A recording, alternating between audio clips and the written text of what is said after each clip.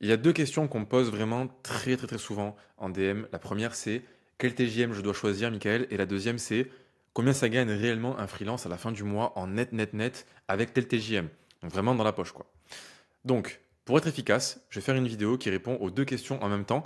Comme ça, dès que vous me poserez la question par DM, je vous enverrai la vidéo et je gagnerai un temps fou au global. Donc, dans la vidéo, ce qu'on va voir, c'est différentes choses. Déjà, on va voir les différents TJM selon le métier et aussi le niveau d'expérience. Ok? Comme ça, vous allez pouvoir avoir un ordre d'idée. Et à la fin, on fera un calcul simple mais complet de charges quand on est freelance. Donc, vraiment avec les charges, les taxes, les impôts sur le revenu, tout. Comme ça, à la fin, vous aurez vraiment le revenu net en micro-entreprise et on verra aussi comment ça marche pour tous ceux qui sont en EURL ou aussi en SASU. Ok, donc là, j'ai une petite note qu'on va compléter, je vous montrerai le calcul pour que vous voyez comment le faire et le refaire chez vous aussi. Et à la fin, vous aurez en petit bonus une ressource qui recense plein de TJM sur quasiment tous les marchés de l'IT qui viennent pas de moi, qui viennent de Pilot. Je vous mettrai le lien en description. Comme ça, vous pourrez avoir vraiment une information beaucoup plus complète. Mais là, on verra les marchés principaux ici. Et pour ceux qui me découvrent, pour finir, ceux qui connaissent pas la chaîne, donc moi à la base je suis ingénieur en mathématiques et je me suis lancé du coup en freelance sur le marché du Python et de la data très vite en tant que junior. Et j'ai réussi à faire plus de 110 000 euros de chiffre d'affaires avec des missions qui se sont enchaînées sans pause grâce à une approche que je qualifierais d'analytique. Une approche que vous pourrez découvrir si vous regardez mes autres vidéos sur YouTube, ce que je vous invite grandement à faire si vous voulez trouver une mission et vous lancer ou que vous galérez actuellement en tant que freelance avec le marché qui est un peu tendu en ce moment. Donc maintenant, pour commencer, on va aller dans le vif du sujet avec les TGM selon expertise et niveau d'expérience. Ok, alors avant de commencer, il faut déjà comprendre qu'est-ce qui va jouer dans le TGM que vous allez pouvoir proposer à vos clients. Donc déjà, évidemment, il y a le métier et l'expérience, mais c'est pas tout. Il y a aussi la localisation et le secteur cible. Que vous alliez voir une banque ou une boîte de services, vous n'allez pas avoir les mêmes TGM qui seront pratiqués. Les secteurs bancaires vont en général payer bien mieux que d'autres secteurs en moyenne. Donc il faut prendre ça en compte. Et aussi, c'est pour ça que vous avez une jauge qui va du vert au rouge. Ce que vous allez voir là est basé sur des sondages sur le terrain. Donc c'est des gens qui ont validé leur TGM par rapport à leur mission. Mais si on veut être vraiment rigoureux, il faut être conscient que moins on a de volume, plus les chiffres qu'on va avoir vont être soumis à de la variance. Donc là, en gros, vous avez à gauche des marchés que j'ai sélectionnés, que je connais bien, et où les TGM, je peux les valider, et où il y a eu beaucoup de volume par rapport au sondage. Et à droite, vous avez les marchés un peu plus de niche, où il y a moins de gens qui ont pu partager leur TGM, et où c'est plus compliqué de se fier à ces TGM-là pour choisir le vôtre. Donc au moins, vous allez avoir une fourchette globale. Dans les marchés en vert, vous pouvez être sûr que c'est des TGM que vous pouvez quasiment appliquer à la lettre. Et les marchés rouges, c'est des marchés où ça va être compliqué de vraiment mettre ce TGM-là et être sûr que c'est vraiment le bon TGM. Donc attention, si vous êtes en cybersécurité, architecte, faites un travail plus poussé que celui que vous allez voir ici. Et pour ceux qui sont plutôt en dev, vous avez déjà une valeur sûre, j'ai envie de vous dire, sur les TGM à appliquer. Donc pour commencer, tout ce qui est dev front, dev back, dev full stack. Donc tout ce qui est lié au marché du web, marché que je connais très bien parce que j'accompagne beaucoup de gens sur ces marchés-là. Et c'est des marchés où dans les statistiques que j'ai utilisées pour la vidéo, il y a eu beaucoup de volume. Vous avez plus de 1000 réponses pour les TGM, ce qui fait on est sur un chiffre qui est quand même vachement significatif pour avoir une référence. Donc développeur front, on va commencer. Par rapport au niveau, vous voyez que ça va de très bas à assez haut. Alors attention, sur des chiffres comme ça très bas, moi je vous dirais de faire attention parce que c'est des marchés qui sont très propices à faire du forfait et le forfait va peut-être un peu tirer les prix vers le bas. Donc moi je vous dirais de faire attention et de commencer avec les marchés ici, donc de intermédiaire à senior. Et là vous voyez qu'on part de 400 à peu près jusqu'à 550, 600, ce qui me paraît tout à fait cohérent et ce qui colle avec ce que j'ai vu sur le terrain moi aussi. Donc une moyenne à 470 euros par jour que vous pouvez tenter en étant un peu expérimenté dans le marché. Développeur back, on est quasiment sur les mêmes chiffres. Donc toujours pareil, des chiffres très bas pour les juniors qui sont tirés par le bas à cause du forfait plutôt. Et la partie intermédiaire expérimenté senior qui est tout à fait cohérente avec des TGM qui vont de 400 à 600. Donc voilà, c'est pas non plus des chiffres mirobolants pour ceux qui ont vu d'autres marchés qu'on verra après, mais c'est des chiffres qui sont liés au fait qu'il y a beaucoup de concurrence aussi et que le marché se tend beaucoup pour ceux qui savent faire que ça. Et on verra qu'il y a d'autres solutions et que vous allez voir après pour avoir des meilleurs TGM en combinant des marchés entre eux. Et le développeur full stack, ce qui aujourd'hui, de ce que je vois, est quand même un peu plus demandé que les développeurs back ou développeurs front, ça va être du coup voilà, des TGM qui vont aussi aller de 400 à 600, mais avec un peu plus de facilité à trouver parce qu'il y a beaucoup moins de gens qui vont avoir des bons profils full stack bien travaillés. Souvent, c'est un peu flou, c'est un peu généraliste et ça fait qu'ils n'ont pas de mission. Mais avec un bon profil full stack bien travaillé, vous avez des missions plus facilement en général qu'en back ou en front pur, de ce que j'ai pu voir sur le terrain. Maintenant, pour les marchés que je connais encore mieux, parce que c'est des marchés où j'étais littéralement et où j'accompagne aussi beaucoup de gens dedans, vous allez voir, c'est des marchés que j'aime beaucoup et qui ont des TGM très intéressants. Marché du DevOps. DevOps, c'est un marché, comme vous savez sûrement, qui est en plein boom depuis quand même pas mal de temps. Et aujourd'hui, c'est vraiment un facteur différenciant énorme. Donc, si vous avez par exemple un profil front, back ou full stack, Combinez ça à du DevOps et vous pourrez chercher des TGM plus élevés. Là, vous voyez qu'on est sur une moyenne qui est beaucoup plus élevée, à 602 euros par jour, et ça va de 400 à plus de 600 euros par jour. Donc, c'est vraiment un marché qui est très, très lucratif. Et pour le coup, c'est un marché où la concurrence est assez faible parce que les gens ne se forment pas à ça. C'est un métier où on va souvent se former sur le terrain et très peu à l'école, ce qui fait qu'il y a très peu de gens qui sont bons là-dedans. Moi, je vous inviterai à vous former là-dessus et à vraiment faire la différence pour avoir des meilleurs TGM. Pareil, data engineering, c'est un marché que je connais très bien, c'est littéralement mon marché aussi. Très très bon marché aussi, que vous soyez sur une stack plutôt outillée, donc ceux qui sont plutôt sur du Talend, Informatica, Alteryx, ou ceux qui sont sur la partie plutôt code, ce que j'ai pu faire moi, avec du Python ou quoi. Dans tous les cas, quoi que vous fassiez comme stack, c'est un marché qui est très très très dynamique. Vous avez des très bons TGM et un marché où il n'y a pas beaucoup de concurrence sérieuse aussi, pour les mêmes raisons que le DevOps. Donc c'est un très bon marché à aller attaquer si vous avez des très bonnes bases par exemple en back-end et que vous voulez un meilleur TGM. La partie data pourrait être une très bonne addition à votre CV. Donc là, vous voyez les TGM, pareil, vont de 400 à quasiment 700, donc c'est vraiment un très bon marché. Data Analyst, c'est un peu la petite sœur. Marché qui est très très bon aussi, mais qui a plus de concurrence. Tous ceux qui font du Power BI, du tableau, etc. C'est un marché qui est très bien aussi à combiner avec la partie data engineering pour aller à chercher des meilleurs TGM et ce qui fera que vous aurez un facteur différenciant. Et les TGM, voilà, vous voyez que ça va à 552 euros par jour, ce qui reste une très très bonne moyenne, hein, évidemment. Et pour finir, mon marché préféré dans le lot, qui est le marché que je considère être le meilleur actuellement, c'est le cloud engineering. C'est en gros ceux qui vont être experts sur un cloud, sur du AWS, du Azure, du GCP, Google Cloud.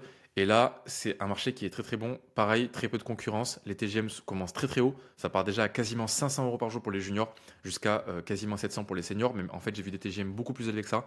J'ai vu du 1000 euros par jour sur du Azure, donc vraiment, ça va très très haut. Et pareil, c'est un marché que vous pouvez aller attaquer en ayant déjà des bases en data engineering, ce que je vois très souvent, et c'est ce que je conseille aux gens de faire, ou alors en développement full stack, hein, en rajoutant la brique cloud qui pourra vous aider à faire du déploiement cloud, et ça c'est un truc qui est très demandé vraiment, que vous soyez sur du AWS, Azure ou du GCP, c'est un très très bon marché à aller, et vous voyez que le TGM il est excellent.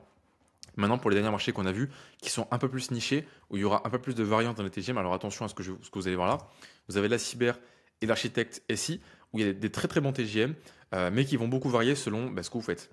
La cyber, c'est très vaste. Il y a ceux qui font du pentest, il y en a qui font de la gouvernance. C'est pas du tout les mêmes marchés. Pareil pour l'architecte, il y a un peu tout n'importe quoi. Ça peut être architecte pour des grandes boîtes, ça peut être architecte pour des PME.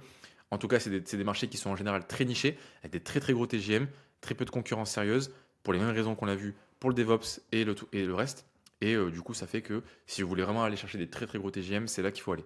Tout ce qui est architecte, tout ce qui est cybersec, et encore une fois, les mix sont pas interdits. Vous pouvez très bien avoir une casquette back-end et une casquette cybersécurité pour aller chercher des TGM un peu plus élevés et avoir un meilleur profil. Donc voilà pour les marchés globaux que je connais très bien, que je peux partager parce que c'est ce que j'ai pu voir sur le terrain moi aussi et j'ai pu accompagner des gens sur ces marchés, donc je sais que ces chiffres sont réels. Pour ceux qui veulent voir d'autres marchés, si vous n'avez pas vu le vôtre, il y a la ressource que je mettrai en description que vous pourrez aller voir, qui vient pas de moi, qui vient de Pilot. C'est une extension qui fait le lien entre plein de plateformes de mise en relation. Très très bonne extension. Et ils ont fait des statistiques sur leurs utilisateurs. Donc c'est vraiment une super ressource que je vous mettrai en description. Maintenant, qu'on fasse un petit exemple de calcul, c'est là qu'on va vraiment s'amuser. On va voir combien ça gagne vraiment un freelance avec un TGM qu'on va prendre ici. Et on va voir vraiment tout ce qu'il y a à calculer, les charges, les taxes, les impôts sur le revenu, pour arriver au net, net, net. Avant de passer au calcul, si jamais vous voulez vous faire accompagner pour trouver des missions en freelance, que ce soit sur les marchés que vous avez à l'écran ou d'autres marchés qui sont pas ici mais qui sont quand même dans la tech, vous avez un lien en description qui vous ramènera ici et vous pourrez réserver avec moi un appel. L'appel, il n'engage en rien, il est gratuit. Le but, c'est qu'on puisse voir ensemble si c'est pertinent que je vous accompagne pour trouver des missions et je vous expliquerai comment je travaille et les gens que j'ai pu accompagner sur différents marchés pour avoir des missions de façon quasiment prédictible sur les marchés de la tech à différents niveaux d'expérience, comme Gilles, comme Pierre, comme Souleymane. Et comme ça, vous pourrez avoir un cadre très précis et des steps à suivre pour arriver à la fin à avoir des missions. Donc vous avez le lien en description en commentaire épinglé, n'hésitez pas et on pourra en discuter tranquillement. Donc maintenant pour le calcul, j'ai pris un exemple de 390 euros par jour en TGM, ce qui est un chiffre qu'on va revoir à peu près souvent dans les profils qui vont aller entre 2 à 4 ans d'expérience, peu importe le marché, c'est un chiffre qui est facilement atteignable. Donc au moins ça parlera à beaucoup de gens, même si on peut aller évidemment beaucoup plus haut que ça.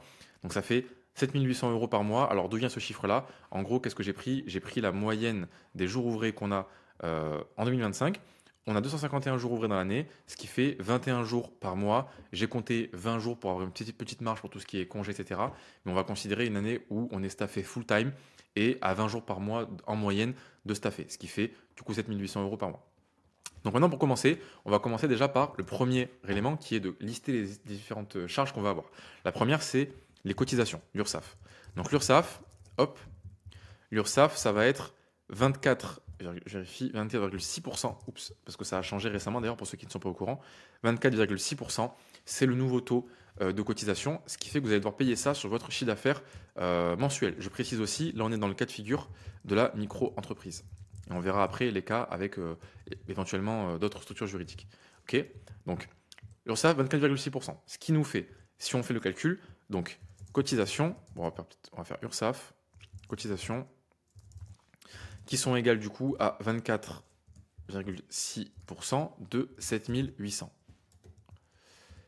Ce qui nous fait, avec la magie d'Apple Notes, hop, 1918 € de cotisation, ce qui est la plus grosse dépense que vous aurez en tant que micro-entreprise. Ensuite, la CFE, on est exonéré. On va considérer l'exonération parce que l'exonération, elle est là du première année, il me semble deuxième année aussi, il faudra que je vérifie, mais c'est première année au moins. Ensuite, on a le compte bancaire pro. Compte bancaire pro que j'estime à peu près 10 € par mois, ce qui est les chiffres qu'on voit en général sur le marché. Vous avez ensuite tout ce qui est assurance pro, qui va être à peu près dans les 15 € par mois. Si vous avez plus, vous faites un peu entuber. Donc 15 € par mois, c'est très bien. Et la mutuelle, que personnellement, moi je ne prends pas, mais que beaucoup de gens prennent, qui est à peu près à 50 € par mois, si vous voulez une mutuelle pro digne de ce nom, quoi. Ce qui nous fait, à la fin, si on veut calculer un revenu mensuel net avant impôt, hop, avant impôt, ça va être du coup les cotisations. Donc je vais vous faire le calcul après. Donc cotisation moins tout ce qu'on voit ici. Donc moins la CFE, moins tout ce qu'on a. Donc si on fait le calcul proprement pour avoir après de quoi avoir la formule, je vais le mettre ici. Hop, donc ça va être le revenu avant impôt. Je vais mettre revenu égal. Donc cotisation moins 10, moins 15, moins 50. Et ce qui nous fait, hop, et j'ai oublié du coup le revenu qui est de 7800. C'est un peu bête sinon. 7800, ce qui nous fait 5806 € de revenu mensuel net avant impôt. Maintenant, il faut qu'on calcule le revenu imposable. Le revenu imposable en micro-entreprise, il est égal à 66%. Donc on va mettre, hop, je vous mets une petite note, revenu imposable, c'est égal du coup à 66%. On va mettre une petite variable, imposable, c'est égal à 66% de votre revenu global, donc du revenu 7800, quoi. Donc en gros, fois 7800, ce qui nous fait du coup 5148 € qui sera le montant qui sera retenu pour le calcul de l'impôt sur le revenu. Maintenant, la partie marrante, donc on va faire le calcul des impôts sur le revenu par tranche, qui est un peu chiant à faire, mais j'ai une formule déjà faite que je vais copier-coller, comme ça au moins on est bon. Par contre, il faut que je change la formule parce que j'avais mis revenu comme variable. Hop. Donc on va mettre. Là, on va appeler ça plutôt. Je sais pas comment on va appeler cette merde là. On va appeler ça X. Comme ça, au moins on se fait pas chier. Hop. Et là, on va mettre du coup revenu. Ce qui fait qu'on peut calculer l'impôt. Et l'impôt va être égal à suspense. Mince, pas impotence, ça c'est autre chose. Décidément. Égale 0. Et pourquoi il est égal à 0? Parce que j'ai oublié de faire x12, vu qu'il faut qu'on considère sur l'année entière. Donc le revenu, ça va être ça, hop, x12, parce qu'on a le calcul mensuel, hop, x12. Et donc là, si on recalcule l'impôt, on va avoir un montant qui est plus cohérent et qui est assez élevé, évidemment. 12 126 € d'impôt sur le revenu, avec un revenu de 61 000 € par an, imposable. Attention, imposable évidemment. Donc là, je vais le préciser, en gros, il y a 34% d'abattement forfaitaire qui fait que vous avez c'est l'État qui considère que vous avez des charges de 34% forfaitaire. Je ne sais pas comment s'écrit ce mot. Comme ça. Et ce qui fait que vous avez 66% seulement qui est considéré pour le calcul de l'impôt sur le revenu. Donc en gros, vous avez à la fin un impôt, ce montant qui est de 12 000. Et si vous voulez du coup l'impôt mensuel, parce que c'est ce qui nous servira pour le calcul pour le par mois, on va faire impôt, je vais peut-être prendre un peu de place, mensuel qui va être égal à impôt divisé par 12, ce qui nous fait 1000 € à peu près d'impôt par mois, ce qui est beaucoup, mais c'est le prix à payer quand on est en micro-entreprise. Donc, en gros, on a 1000 € d'impôt. Maintenant, si on fait le calcul final, on va avoir, hop, donc, revenu, on va prendre le net. Net, ça va être égal à quoi? Ça va être égal à du coup le revenu, le 7800 du coup. 7800 moins, on a déjà calculé de toute façon, donc c'est X. Donc X, c'est le revenu mensuel net avant impôt, qui est de 5800. Donc ça va être X moins le mensuel. Et là, on a le revenu à la fin qui est de 4795 euros net dans votre poche. Vraiment, à la fin, c'est bon, c'est tout ce que vous avez à payer à l'État. Donc là, vous avez à peu près le calcul à faire pour arriver à votre revenu net en tant que freelance. Donc vous voyez que c'est un peu galère. Bon, après, il n'y a pas grand-chose à faire, hein. Donc, cotisation sociale, 24,6%. Vous avez les différentes charges que j'ai mis ici, donc compte bancaire pro, assurance pro, mutuelle. Ensuite, le calcul du revenu mensuel avant impôt, 5800. Vous calculez l'impôt sur le revenu qui est fait ici. Donc là, en gros, vous prenez l'abattement forfaitaire, ce qui fait que vous arrivez à la fin à 66% de votre revenu annuel et l'impôt par tranche qui est calculé avec cette formule abominable qui vous donne à la fin 1000 euros d'impôt. Et donc, on prend le revenu mensuel net avant impôt, on soustrait les impôts et à la fin, on a le montant net dans la poche en micro-entreprise. Sachant que si on veut s'amuser à faire un truc, on peut s'amuser à faire la version avec l'ACRE. Alors l'ACRE, c'est une aide qui fait que vous avez beaucoup moins de cotisations à payer. Donc si on fait la version ACRE, hop, version ACRE. Donc ici, on va avoir du coup 11,6% au lieu... Alors je crois que c'est 0,6, je vérifie en même temps. L'ACRE, c'était combien? Que je dis pas de bêtises, comme ça on est exhaustif. C'est 11,6%, c'est bien ça. 11,6% au lieu de 24,6%. Hop, ce qui nous donne, si on prend tout le calcul, on a juste à le copier-coller. On va prendre tout ça. Hop. On remplace juste ici, on va voir si ça marche bien, j'espère que ça va le faire. 11,6. Et ça marche très bien, c'est magique Apple, mon Mac est rentabilisé. 5809 euros au lieu de 4700, donc quasiment 1000 euros de plus par mois, c'est énormissime, hein. C'est énormissime.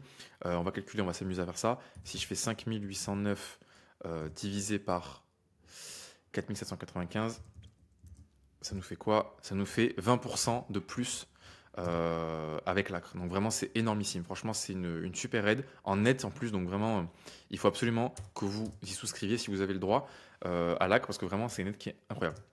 Maintenant, si on veut s'amuser à voir ce que ça donne en EURL par exemple. En EURL, la différence qu'il va y avoir, c'est que l'URSSAF va être de 30% et quelques. Donc en gros, comment ça marche? Vous avez 45% d'URSSAF sur le montant de vos salaires versés.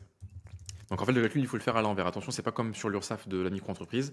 Donc ça veut dire qu'en gros, vous avez du coup à sortir 1,45 fois le salaire si vous voulez vous verser un salaire.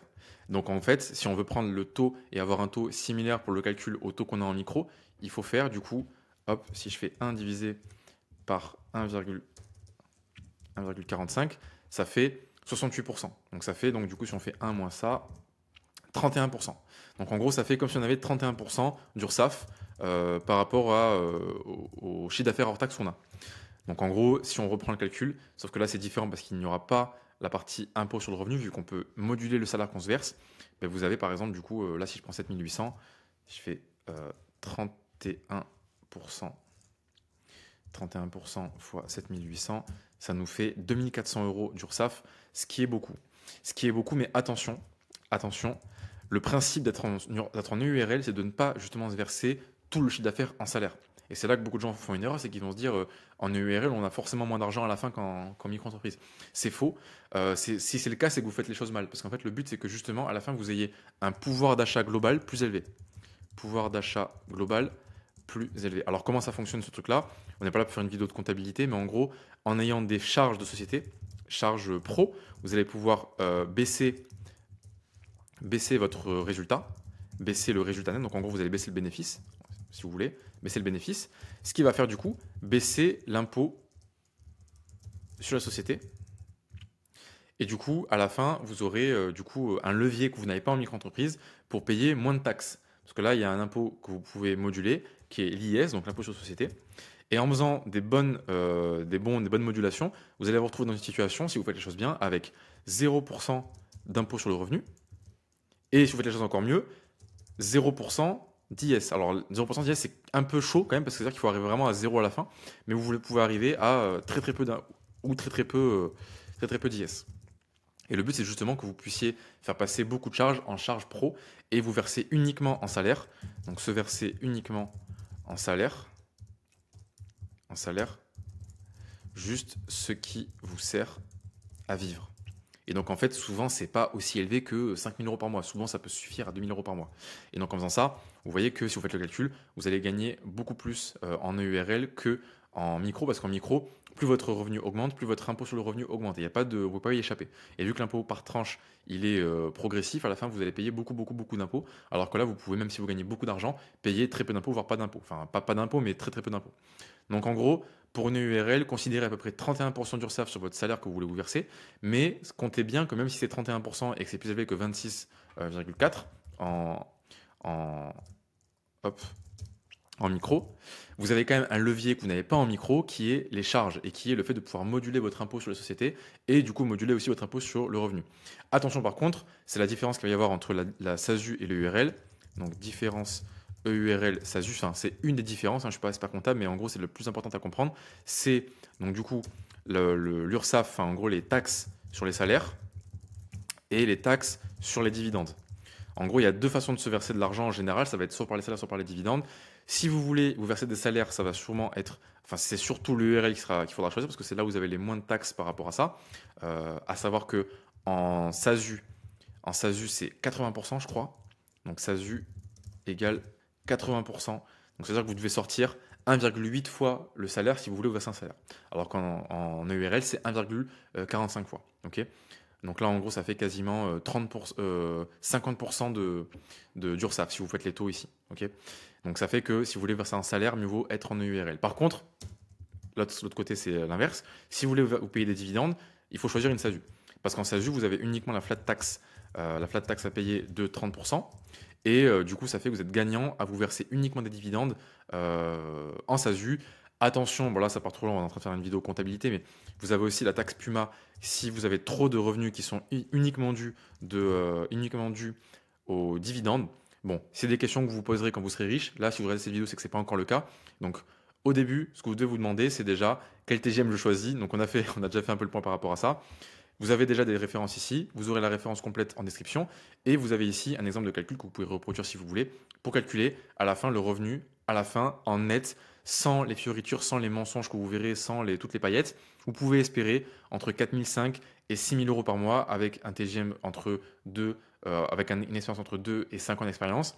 Et si vous avez l'ACRE, du coup, c'est là que vous allez pouvoir aller chercher les plus gros revenus nets mensuels, ce que je vous invite à faire parce que c'est quand même pas négligeable. Vous l'avez vu qu'on passe de quand même 4 700 à 5 800, même si 4 700 c'est quand même très bien, hein, on va pas se mentir, mais 5 800 c'est quand même encore mieux, quoi. Donc voilà, et donc si vous voulez passer en EURL, réfléchissez bien avant à pourquoi faire ça, réfléchissez bien à tous les leviers que vous avez, c'est pas une question qui se prend à la légère, allez voir un comptable pour ça, mais au moins vous avez quelques éléments ici pour comprendre comment ça marche et quelles sont les vraies différences entre EURL, SASU et micro-entreprise. Et surtout attention à ce qu'on vous dit, souvent on dit ouais, en EURL tu perds trop d'argent, etc. C'est pas vrai. Le but de ces sociétés-là, c'est justement que vous perdiez moins d'argent en réalité, hein. On peut penser que l'État est là pour nous entuber, mais en vérité, faites le calcul, essayez de mettre un très gros TGM dans le calcul ici et regardez ce qui se passe à la fin en impôts pour la micro-entreprise. Et vous verrez que vous allez payer beaucoup plus de taxes que si vous étiez en EURL ou en SASU avec quelque chose qui est plus optimisé, avec des taxes, avec des charges pro et on va dire un bon montage, quoi. Sachant que ça peut aller beaucoup plus loin que ça, hein, évidemment, avec tout ce qui est holding et même pour ceux qui sont en remote, tout ce qui est montage offshore. Donc pour ceux qui ne sont pas du tout en France, par exemple, il y a des gens avec qui je travaille qui sont dans plein de pays du monde, hein. Il y en a qui sont au Vietnam, il y en a qui sont en Ukraine ou quoi. Donc si vous voulez vraiment creuser le sujet, il y a de quoi creuser. Mais en tout cas, pour ceux qui sont en France, ceux qui sont en freelance, qui veulent se lancer, au moins vous avez une idée de ce que vous allez pouvoir gagner. À peu près 4 500 euros. Si vous gagnez moins, c'est qu'il y a un problème. Donc il faut au moins viser 4 500 euros net mensuels à la fin du mois si vous avez un mois full, avec des congés quand même dans l'année. Et vous pouvez aller jusqu'à du 6 000, 7 000, même beaucoup plus, hein. Il y en a qui gagnent beaucoup plus que ça, avec des montages comme des montages en EURL, où vous passez beaucoup de charges en pro, comme votre voiture, comme votre loyer, comme plein de trucs. Et du coup, vous avez un pouvoir d'achat global qui va être très élevé. Très élevé, ok. C'est pas forcément un revenu. Attention, hein, c'est différent du revenu, différent d'un revenu net. Parce que beaucoup de gens pensent uniquement en revenu net. Mais en fait, ce qui compte à la fin, c'est le pouvoir d'achat. Vous pensez revenu net parce que vous pensez à l'argent que vous allez pouvoir dépenser, mais en fait, vous pouvez aussi dépenser de l'argent depuis votre société. Vous pouvez investir avec, vous pouvez acheter des trucs avec. Moi, le Mac, je l'ai acheté avec. Enfin, il y a plein de trucs que j'ai acheté avec. Et c'est pour ça que c'est fait, en fait. C'était créé pour ça. Donc, voilà pour ça. J'espère que vous n'aurez pas trop perdu sur cette partie-là. En tout cas, si vous voulez faire le calcul, vous avez tous les éléments ici. Je vous invite à les regarder et re-comprendre comment ça a été fait. Et sinon, à part ça, je vous refais un petit topo par rapport à l'accompagnement. Si vous voulez que je vous accompagne pour trouver des missions, pour ceux qui souhaiteraient se lancer depuis un CDI ou qui sont déjà freelance mais qui galèrent à trouver des missions, vous avez un lien qui vous amènera ici en description et en commentaire épinglé. On va discuter ensemble, déjà on parlera sur WhatsApp, après on verra si on fait l'appel. Et dans l'appel, je vous expliquerai comment on peut travailler ensemble, comment je peux vous aider à trouver des missions. Et vous verrez mon approche, en quoi elle peut vous aider. Et si ça fonctionne, ben, on bossera ensemble et sinon il n'y a pas de souci. Au moins vous aurez une roadmap que je vous fournirai pour que vous puissiez avancer de l'autre côté. Donc voilà pour aujourd'hui. J'espère que ça vous aura un peu aiguillé pour ceux qui découvrent un peu plus le freelancing. Donc voilà un peu les chiffres un peu qu'on peut espérer. Et maintenant, vous avez le calcul pour comprendre comment on fait pour avoir le revenu net à la fin du mois. Donc je vous dis à très bientôt. Mettez un like, partagez à vos potes qui veulent se lancer, etc. Mettez un dislike si vous n'avez pas aimé et que vous voulez plus me revoir dans votre vie. Et je vous dis à très bientôt pour une prochaine vidéo. Allez, ciao.